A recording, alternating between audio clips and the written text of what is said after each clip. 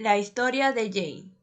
Los hippies y yo llegamos a Miami casi al mismo tiempo, a finales de los 60. Buscábamos un lugar donde sentirnos aceptados. No estoy segura de lo que encontraron ellos, pero yo descubrí mi lugar a través del ministerio de mujeres de la iglesia en que nos congregábamos. ¿Qué mujeres tan particulares conocimos allí? Todas parecían iguales, aunque muchas vivían en lo que a mi humilde parecer eran mansiones. Pero había una diferencia indiscutible. Lo noté por primera vez cuando alguien me invitó a un estudio bíblico para mujeres e incluso se ofreció a pasar por mí. La segunda cosa que observé era cómo se expresaban. Hablaban mucho sobre Jesús y después oraban. Así que tuve por seguro que estaba en medio de fanáticas religiosas. Esas mujeres todas, no solo algunas de ellas, derramaban su corazón delante del Señor y pude detectar las lágrimas que bañaban algunas de esas oraciones. ¿En qué me había metido?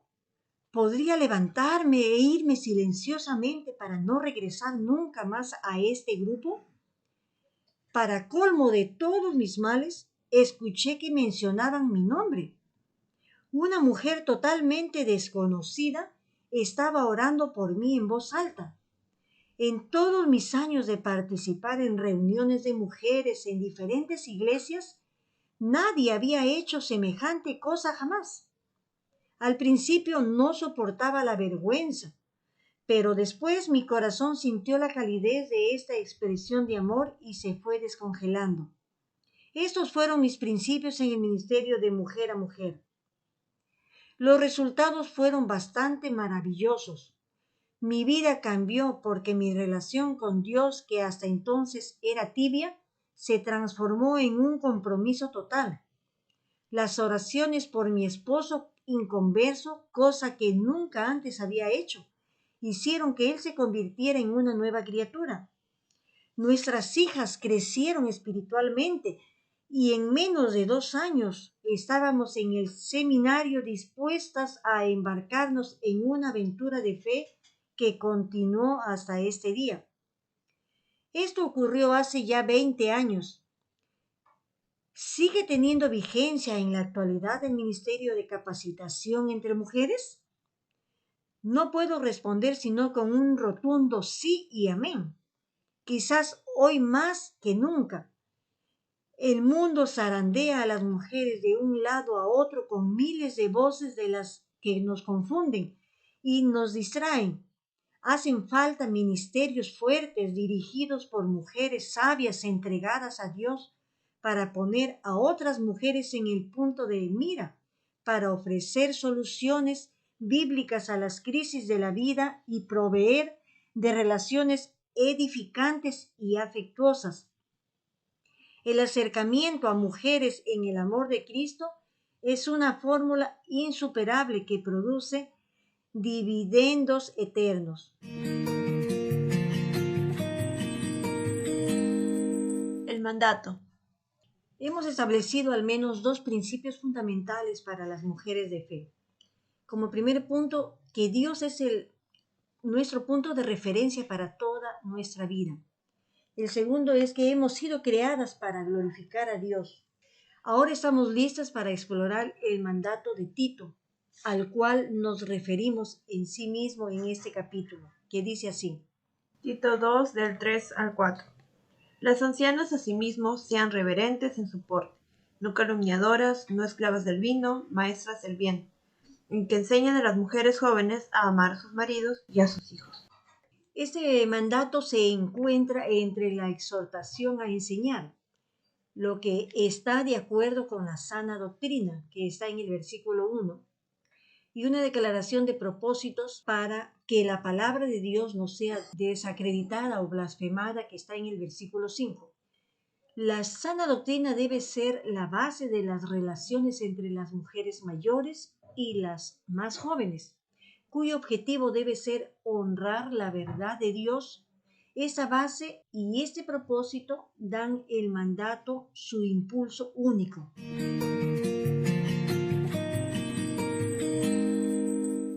La base del mandato. La instrucción de Pablo a Tito de enseñar a las mujeres moralidad basada en la sana doctrina implica que estas mujeres debían aprender doctrina.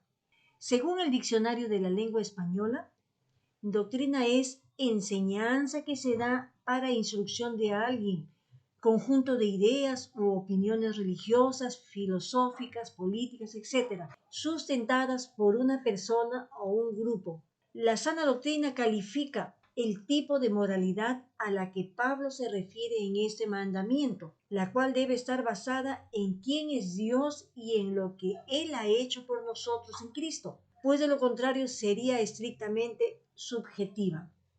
Las virtudes a las que alienta Pablo supone la obra de la poderosa gracia de Dios en el corazón, son motivadas por el ejemplo de Cristo, se miden por la santa ley de Dios y su meta es la gloria de Dios.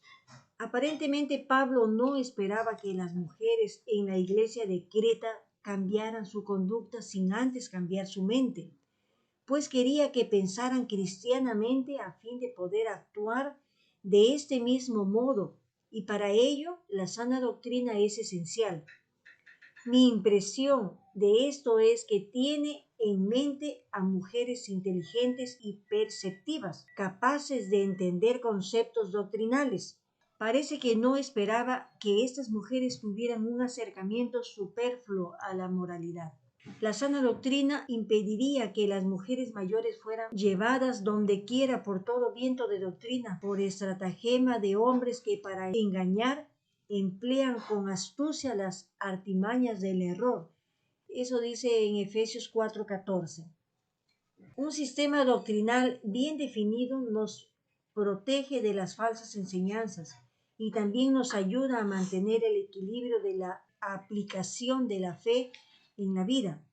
La sana doctrina nos mantiene por buen camino, además de librarnos del legalismo rígido y del liberalismo desatado. La sana doctrina producirá la estabilidad que es esencial para la maternidad espiritual. El objetivo del mandato. El objetivo que Pablo establece para las relaciones entre mujeres mayores y jóvenes es un serio recordatorio de que si nuestra práctica no es congruente con nuestra profesión de fe, deshonraremos lo que hayamos profesado. Honrar la palabra de Dios no solo se refiere a la palabra escrita, que es las Santas Escrituras, sino también a la palabra encarnada, que es Jesucristo. En el principio era el Verbo, y el Verbo era con Dios, y el Verbo era Dios. Y el Verbo se hizo carne y habitó entre nosotros, y vimos su gloria, gloria como del unigénito del Padre, lleno de gracia y de verdad. Juan 1:1 y 14. O sea que blasfemar la palabra es difamar a Dios mismo. ¿Quién le dijo a Ezequiel que dispersaría al pueblo de Israel porque profanaron la tierra con su conducta?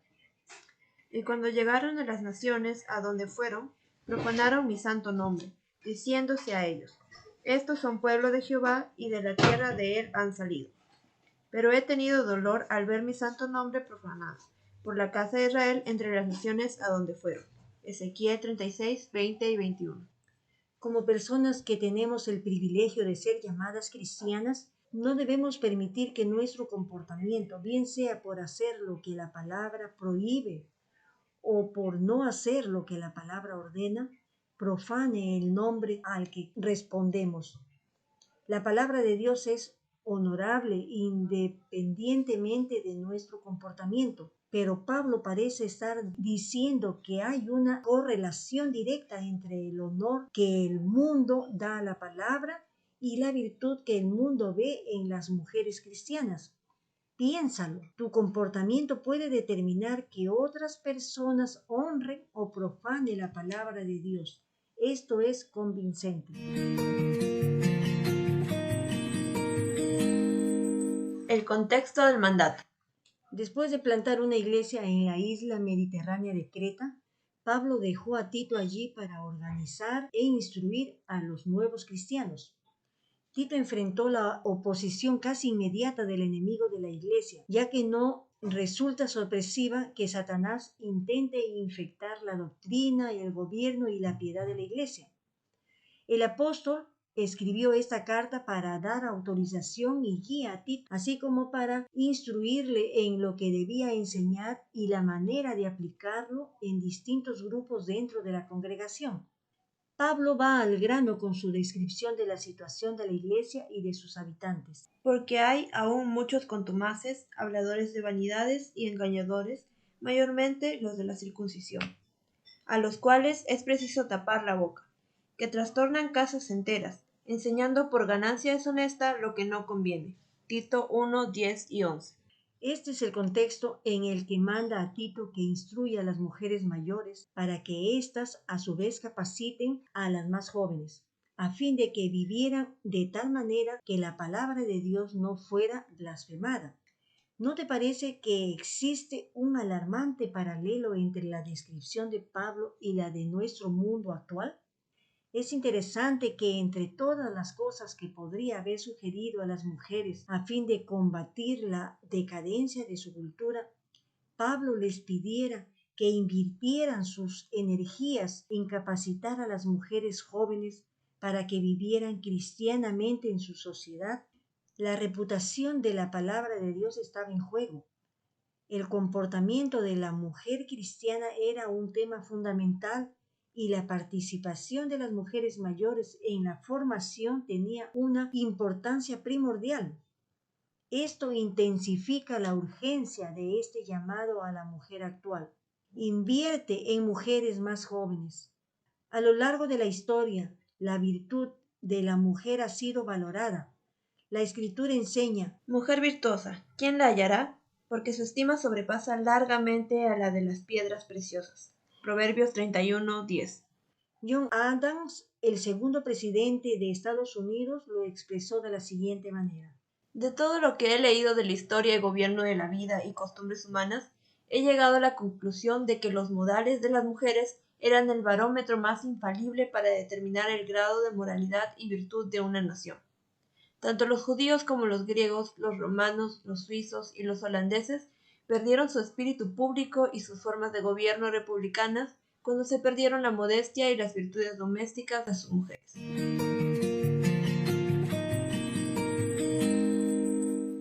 Características del mandato. las virtudes específicas que Pablo indica a Tito que debe enseñar a las mujeres mayores no constituyen una lista exhaustiva sobre madurez espiritual. Estas características eran extremadamente relevantes para aquella situación y no dejan de tener importancia en nuestro tiempo. Aunque en primera instancia parezcan muy restringidas, son sorprendentemente amplias. Pablo escribe sin duda a las mujeres de Creta, pero por inspiración divina se dirige también a las mujeres de todo lugar y época.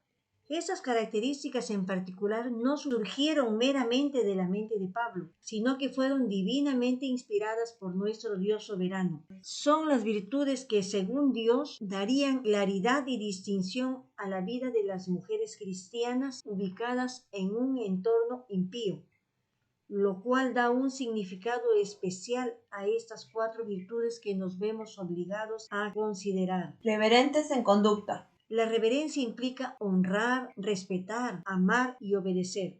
Una vida reverente es producto de una opinión reverente de Dios. Una opinión que exalta a Dios dará forma a una cosmovisión bíblica capaz de impregnar toda la vida de la mujer de fe, un sistema de valores y creencias bíblicas es fundamental para un estilo de vida reverente. No calumniadoras. Una mujer sin control de su lengua no puede tener una influencia positiva en otras mujeres jóvenes. Un espíritu contencioso y crítico es devastador para aquellos que están bajo su influencia. Una vida espiritual reverente hace posible que la mujer cristiana abra su boca con sabiduría y que la ley de la misericordia esté en su lengua, según Proverbios 31:26. Ni esclavas del mucho vino. La adición es esclavitud y debemos estar libres de comportamientos compulsivos habituales a fin de llevar vidas disciplinadas para la gloria de Dios. El dominio propio, a diferencia de la autocomplacencia, es fruto del Espíritu Santo. maestras de lo bueno. La palabra griega traducida como bueno significa hermoso, recomendable, excelente. La única bondad legítima es la producida por el Espíritu Santo. Enseñar lo que es bueno es imposible si no tengo la bondad de Cristo, porque la maldad se infiltrará en mi vida y en mi enseñanza. Esta bondad es una manifestación de la gracia de Dios que contrasta en gran manera con los patrones de bondad que el mundo conoce. Estas virtudes, junto con la sana doctrina, dan integridad al ministerio que las mujeres mayores deben tener con las mujeres más jóvenes. Estas características, además de indicar profundidad y fuerza espirituales, también implican vulnerabilidad. La mujer mayor debe estar dispuesta a permitir que la mujer joven vea su vida y aprenda de ella. Debe permitir que la mujer joven observe de cerca la gracia y fidelidad de Dios en su vida. Esto no será fácil, quizás sea hasta arriesgado, pero imitar a aquel que nos permitió ver su vida de manera que pudiéramos saber cómo es Dios. Según Juan 14:9 dice, el que me ha visto a mí, ha visto al Padre. Cuando una mujer acepta estas virtudes y con el poder del Espíritu Santo las incorpora en su vida, tiene el carácter y la credibilidad para alentar y preparar a una mujer joven a fin de que viva para la gloria de Dios.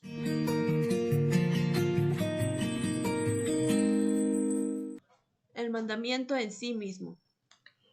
Este mandamiento no pretende ser una declaración exhaustiva sobre el papel de la mujer. El tono de la epístola da la impresión de que la gravedad de la situación obligó a Pablo a centrarse inmediatamente en el problema en cuestión. Le dice a Tito que instruya a las mujeres mayores para que éstas enseñen a su vez a las más jóvenes. Aunque esto no es lo único que las mujeres deben hacer, pero sí es algo muy importante. Pablo le dice a Tito que instruya a la congregación en la sana doctrina y que después la aplique a las mujeres mayores, a fin de que éstas puedan enseñar a las más jóvenes cómo deben vivir. ¿Por qué no le diría que se encargara él mismo de enseñar a todos? Al fin y al cabo, la verdad es la misma tanto para hombres como para mujeres. Estoy segura de que existen muchas razones para que Pablo siga esta estrategia, pero no creo que haya que ser un genio para darse cuenta de que los hombres y las mujeres somos diferentes. La verdad de Dios es la misma, pero nuestro género a veces determina la manera en que esta verdad se aplica en nuestra vida.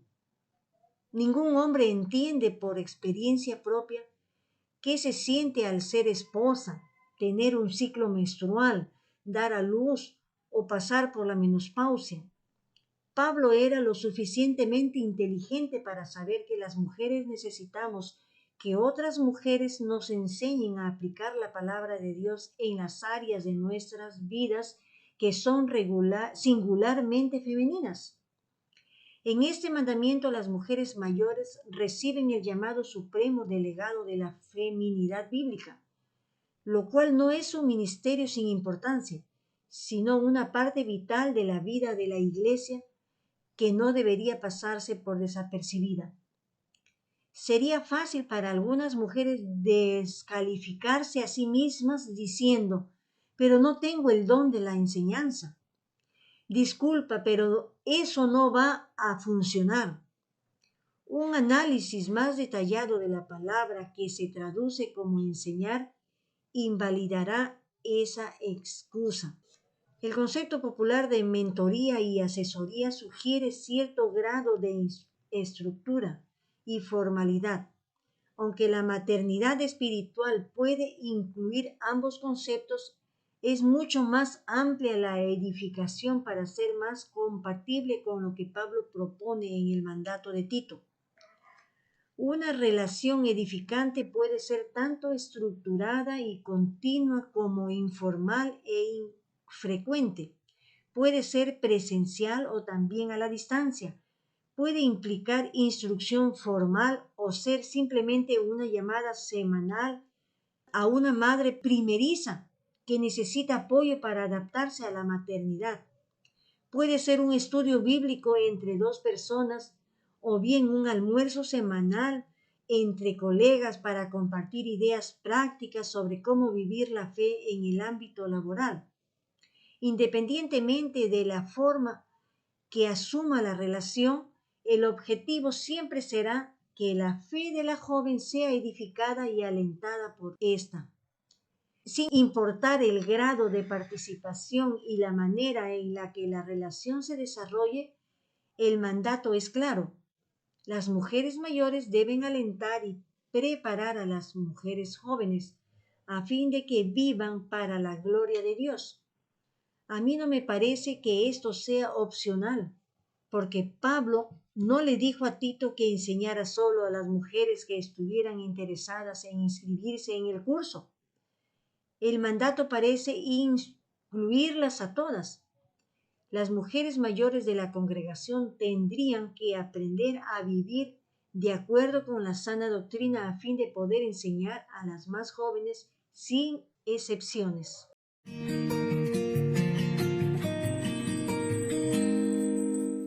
¿Quiénes son las mujeres mayores? A partir del pasaje, es imposible afirmar que haya un requisito de edad para las mujeres mayores, algo que Cecil Williamson ha explicado en la siguiente manera. El método usado para identificar a las mujeres mayores en una congregación local se basa en la madurez espiritual.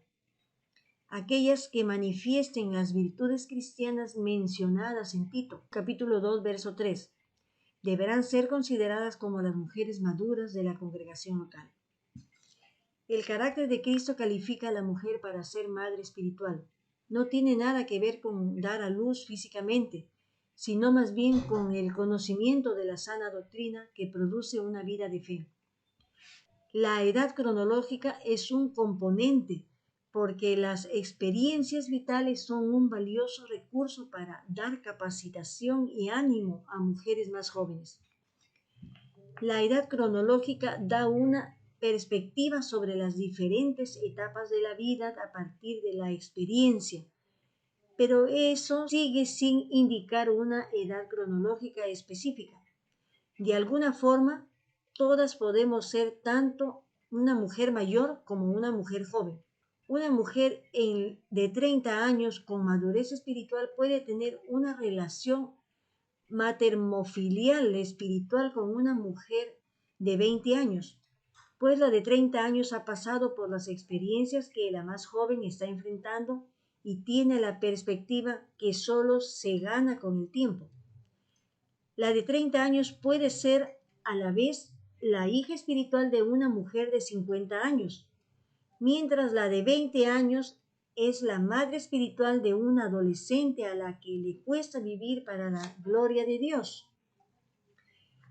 La combinación de madurez espiritual y experiencias vitales califican a una mujer para edificar espiritualmente a otra mujer más joven.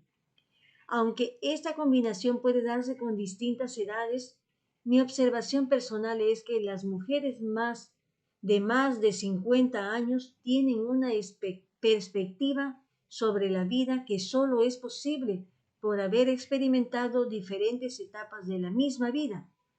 Las mujeres de 20 años y las de 30 años me suelen decir que quieren tener una madre espiritual, pero no pueden encontrar mujeres mayores con madurez espiritual, con una disposición manifiesta para esta clase de relación.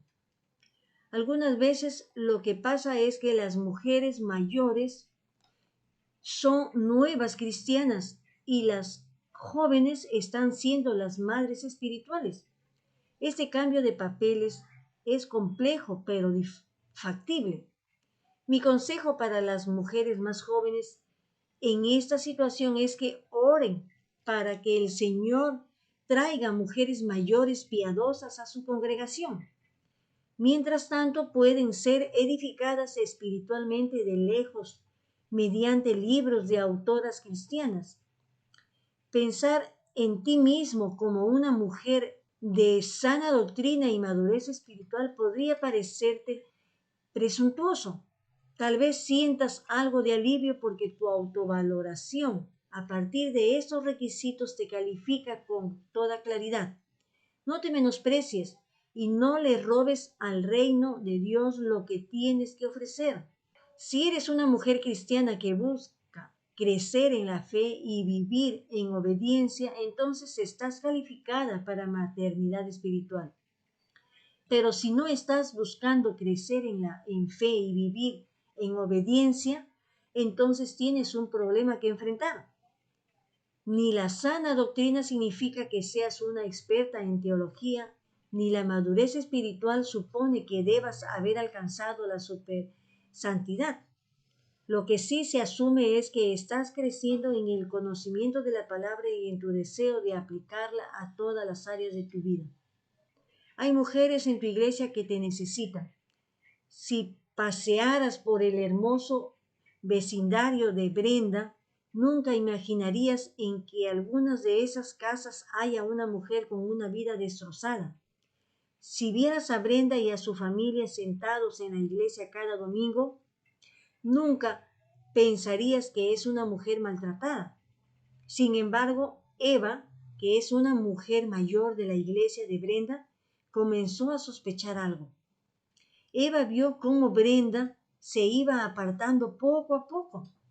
No creía al esposo de Brenda cuando éste decía que ella tenía problemas emocionales y sus sospechas aumentaron cuando él insistió en que nadie de la iglesia debía visitarla.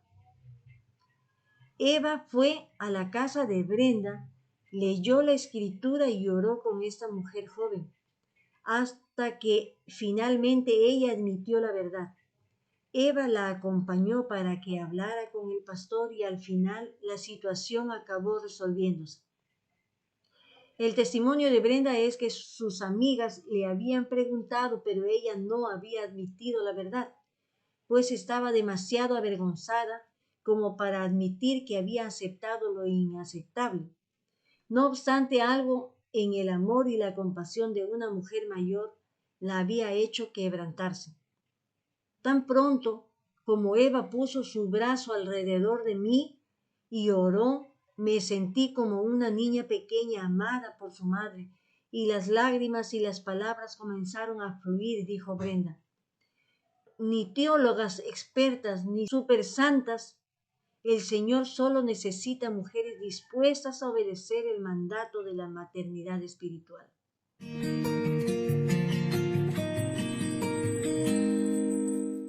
La celebración del mandato. Ese mandato es motivo de celebración. A las mujeres cristianas se nos da bien hacer lo que aquí se ordena. Nuestra feminidad nos da la capacidad de edificar y de ser edificadas. Conectamos fácilmente porque fuimos diseñadas con fortalezas relacionales. Nuestra fe nos da características de edificación semejante a las de Cristo. Este mandamiento es también razón de celebración porque la obediencia hace surgir lo mejor de nosotras. Estoy escribiendo esto mientras pasamos una semana en la playa con nuestros hijos. Cuando veo a mi hija Catherine con sus hijos, recuerdo de nuevo la abnegación maternal. Ayer nuestra hija menor, Lauren, hizo un bello comentario. Ser mamá le ha dado a Catherine una fuerza que nunca había visto en ella. Se me ocurrió que la maternidad, tanto biológica como espiritual, saca lo mejor de nosotras, porque exige que pongamos nuestro ego a un lado. Evelyn, una mujer espléndida de casi 80 años, es una de las mujeres que me ha edificado durante los últimos 3 años. Yo soy susceptible al tipo mal de esposa de pastor. El miedo de hacer cualquier cosa que repercuta en el ministerio de mi esposo y que le cause algún problema. Poco tiempo después de asumir nuestro actual ministerio, Comenté algo al respecto en tono de broma. Más tarde, Evelyn se acercó a mí silenciosamente, me rodeó con sus brazos y me dijo: no puedo imaginarte haciendo algo que moleste a nadie. De alguna manera, ese simple comentario me dio la libertad de servir y me conectó con Evelyn. Su voto de confianza también me dio la libertad para dar un estudio bíblico para mujeres en nuestra iglesia.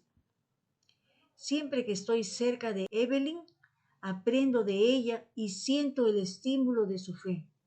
Ha sido viuda por 17 años y ha aprendido esa dimensión de dependencia de Dios que las viudas piadosas tienen. Un día pasaba por su casa y la vi subida a una cortadora de césped. Me impactó muchísimo que la fuerza espiritual de esta mujer concordara con su fuerza física. Después se me ocurrió que Dios le había dado la fe y la vitalidad física que necesita para la tarea que le había asignado. Evelyn se ocupaba de cuidar a Ral, su hermano que tiene una discapacidad intelectual. Cuando le comenté a Evelyn mi descubrimiento, me di cuenta de que no era algo nuevo para ella. Sus ojos se humedecieron y me contó la historia. Tenía 4 años cuando su madre murió y su abuela ayudó al papá de Evelyn a criar a los niños. Cuando Evelyn tenía 30 años, su abuela murió y en su lecho de muerte me pidió que le prometiera que cuidaría a Ral. Hice esa promesa y Dios me ha permitido cumplirla. Ral es todo un personaje en la comunidad. Va caminando a la iglesia todos los días para llevar el correo del buzón de la oficina. Asiste a todos los servicios donde se le puede escuchar cantando los himnos familiares de antaño. La fidelidad de Evelyn y su tarea ha hecho más que proveer cuidado a su hermano. Su firme fe y su fidelidad le han permitido ser de ejemplo para muchas mujeres. Atrae como un imán a las mujeres jóvenes. Quiero ser como ella, me dicen. Y yo les digo, atrévete. Hay maravillosos beneficios asociados con este mandato de Tito. Cuando invertimos en una mujer joven, ocurren muchas cosas. Seremos edificadas personalmente. El sentimiento de comunidad en la iglesia local se hace más profundo. La sociedad se verá beneficiada y la palabra de Dios será honrada. Y esa es buena razón para celebrar.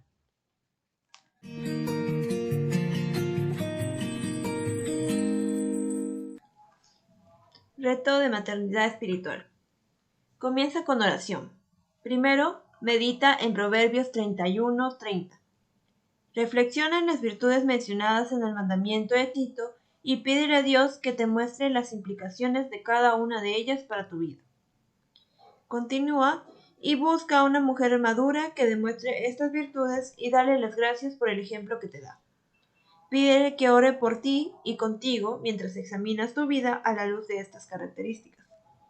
Mi oración es que también experimentes el gozo de que una mujer joven venga a ti con la misma petición. Visita a una mujer mayor y hazle estas preguntas. ¿Qué recuerdo especial tienes de tu niñez? ¿Qué has aprendido acerca de Dios que te hubiera gustado saber cuando tenías 25 años?